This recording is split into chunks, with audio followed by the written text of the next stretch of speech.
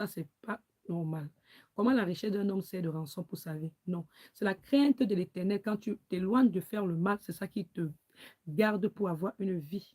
Et quand les gens disent que la richesse d'un homme sert de rançon pour sa vie, non. Ça, c'est les satanistes qui ont écrit ça parce que quand ils ont de l'argent, ils achètent tout le monde. Ils achètent même en Afrique, par exemple, ils achètent la police, ils achètent le tribunal. C'est ça, c'est là où ils veulent appliquer ce verset. La richesse d'un homme, c'est de rançon pour sa vie. Ça veut dire que quoi? Tu vas voir un homme en Afrique qui a commis un meurtre et parce qu'il va payer la police, il va payer, il va en fait la corruption à cause de l'argent, il va garder ta tête, il va pas aller en prison. Donc, il y a beaucoup de gens qui sont en Afrique, il y a les dossiers qu'ils ont ouverts que s'ils faisaient ça en Europe, ils devaient faire la prison. Mais comme ils savent qu'ils sont en Afrique et le système il peut être corrompu, c'est un peu ça.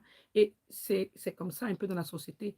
Il y a aussi des gens qui sont des intouchables, même ici en Europe, qui ils savent comment ils peuvent faire des choses avec l'argent. L'argent les permet. Mais je vais vous dire quelque chose. L'argent, vous ne pouvez pas corrompre Dieu. Faites ça sur la terre, mais dans les cieux-là, tu ne peux pas corrompre Dieu. Dieu va nous passer au jugement. C'est celui qui sera vécu dans la justice qui va entrer dans le royaume de Dieu. C'est pour ça qu'on a dit qu'il est plus facile à un pauvre d'entrer dans le royaume de ceux qui a un riche. Hein, parce que le riche, tellement il est orgueilleux qu'il n'a pas le temps de demander pardon. C'est pour ça que vous allez comprendre. Il n'a pas le temps de demander pardon pour demander pardon à Dieu parce qu'il se dit qu'il est déjà riche. Mais il se rend compte après que quand la mort vient, il ne peut rien apporter. Alors, on dit ceci, quand on dit le pauvre n'écoute pas la réprimande, ça veut dire simplement que quoi? C'est pas ça, c'est pas sur le plan de Dieu. Ça veut simplement dire que parfois, il y a des personnes qui sont pauvres, qui veulent s'opposer aux riches dans la vie réelle. Et les gens qui sont là, à cause de leur argent, ils veulent asservir les personnes qui sont pauvres, ils se moquent des pauvres. Mais nous, Dieu est notre juste juge. Il nous rend justice. C'est pour ça que j'ai commencé par le proverbe 14 pour vous expliquer ça plus facilement. On a dit au verset 31 que opprimer le pauvre, c'est outrager celui qui l'a fait. Donc ne vous dites pas que parce que vous opprimez le pauvre, vous avez gagné. Dans le proverbe 14, le Seigneur dit que c'est lui qui rend justice aux pauvres. Donc si tu opprimes le pauvre, Dieu va rendre justice aux pauvres. D'accord? On continue ici avec, je pense que ça vous aide à comprendre facilement pourquoi j'ai commencé par le verset 14 et par le proverbe 14. Alors on dit au verset 9, la lumière des justes est joyeuse, mais la lampe des méchants s'éteint. Vous avez bien compris.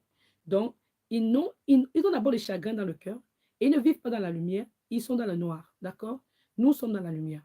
C'est seulement par orgueil qu'on excite des querelles. Vous avez compris. Mais la sagesse est avec ceux qui écoutent les conseils. La richesse mal acquise diminue. Est-ce que je parle à quelqu'un aujourd'hui?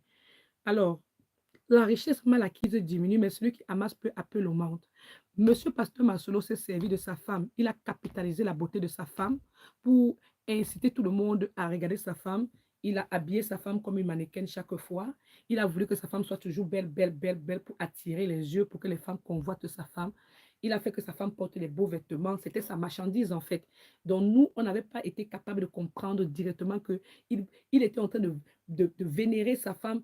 Donc, c'était un peu comme de l'idolâtrie. Il fait que la femme, tout le monde regarde sa femme, elle est belle, elle est belle, elle est ceci. Mais lui, présentement, il n'a pas fait, en fait, ce qu'il fallait. Ce qu'il fallait, c'était de faire quoi? De parler de Dieu à l'église. Mais il était là pour vénérer sa femme dans toutes les personnes. Moi-même, quand j'écoutais souvent Pasteur Marcelo, c'était parce il parlait bien de sa femme. Et parce que l'homme qui me parlait mal. Et l'homme qui me parlait me disait toujours que c'était un faux pasteur, c'était un faux pasteur.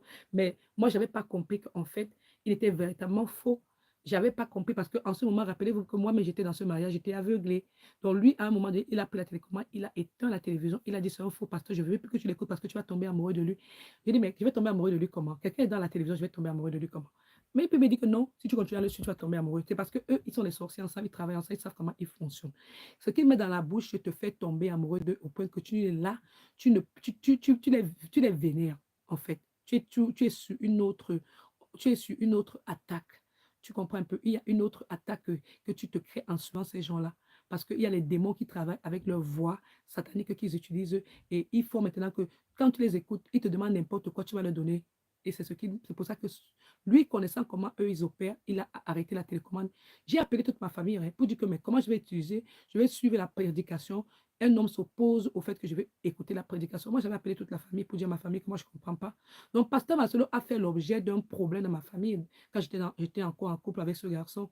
Donc, si je parle de cette affaire de Pasteur Marcelo, c'est parce que, franchement, Je me demande le nombre de femmes qui étaient dans les maisons en train de